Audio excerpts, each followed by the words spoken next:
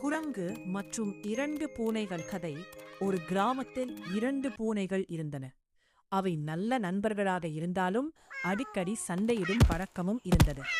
ஒரு நாள் அவை ஒரு பெரிய ரொட்டித் துண்டை கண்டுபிடித்தன. அதை எப்படி சமமாக பகிர்ந்து கொள்ளுவது என்று தெரியாமல் இரண்டும் சண்டையிட்டுக் கொண்டிருந்தன. அந்த சமயம் அங்கு ஒரு குரங்கு வந்தது. சண்டையை பார்த்த குரங்கு, "நான் உங்களுக்கு உதவுகிறேன், ரொட்டியை சமமாகப் பகிர்ந்து தருகிறேன்" என்றது. பூனைகள் மகிழ்ச்சியுடன் ஒப்புக்கொண்டன. குரங்கு ரொட்டியை இரண்டு துண்டுகளாக பிரித்தது.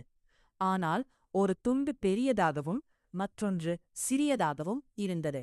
"இது சரியாக இல்லை" என்று கூறி குரங்கு பெரிய துண்டிலிருந்து கொஞ்சம் கடித்தது.